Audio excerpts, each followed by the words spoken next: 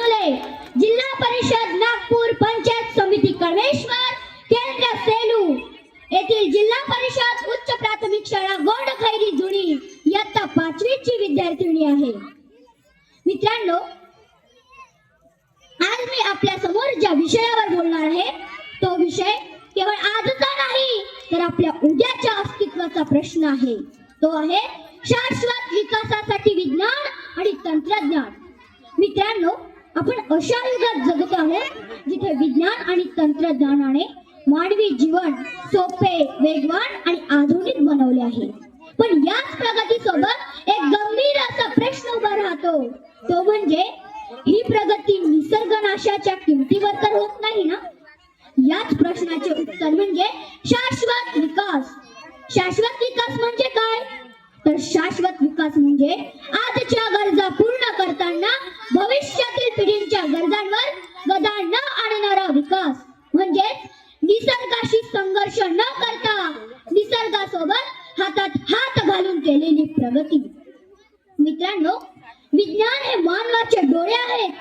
ते आपल्याला समस्या ओळखायला शिकवतात।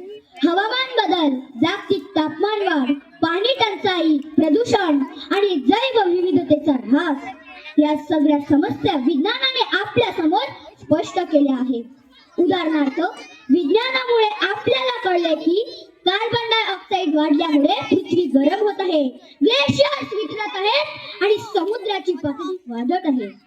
समस्या तर समजली, आता उपाय कोण देणार? सांगा पाहू, कोण देणार उपाय?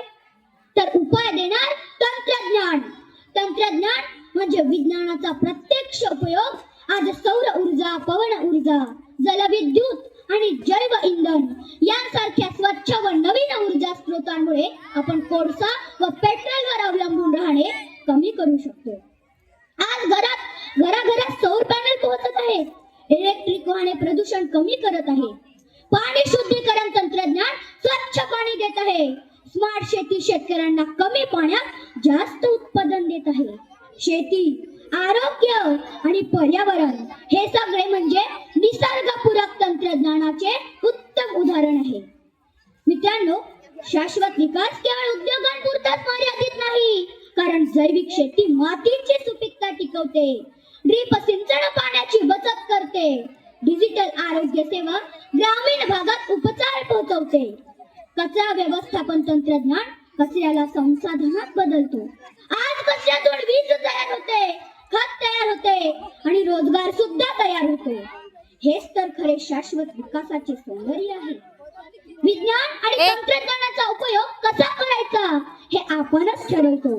जर आपण प्लास्टिकचा वापर कमी केला, ऊर्जा बचत केली, पाणी जपले, पर्यावरण पूरक तंत्रज्ञान स्वीकारले तर आपणही शाश्वत विकासाचे सैनिकच आहोत। आजचा विद्यार्थी म्हणजे उद्याचा वैज्ञानिक, अभियंता, संशोधक, निर्णयकर्ता आणि सुजाण नागरिक आहे।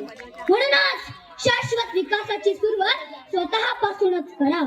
शेवटी मी एवढंच सांगेन, विज्ञान आपल्याला विचार करायला शिकवते, तंत्रज्ञान आपल्याला कृती करायला शिकवते आणि शाश्वत विकास आपल्याला जबाबदार माणूस बनवतो। जर विज्ञानाला मानवतेची दिशा दिली आणि तंत्रज्ञानाला निसर्गाची साथ दिली तरच पृथ्वी वाचेल आणि भविष्य उज्ज्वल होईल। म्हणून म्हणते, पृथ्वी आपली जबाबदारी नाही फक्त वारसा, पृथ्वी आपली जबाबदारी नाही फक्त वारसा। विज्ञान देई शहाणपण, तंत्रज्ञान देई आशा, विज्ञान देई शहाणपण, तंत्रज्ञान देई आशा। शाश्वत विकास साधूया, उज्ज्वल भविष्य घडवूया। शाश्वत विकास साधूया, उज्ज्वल भविष्य घडवूया।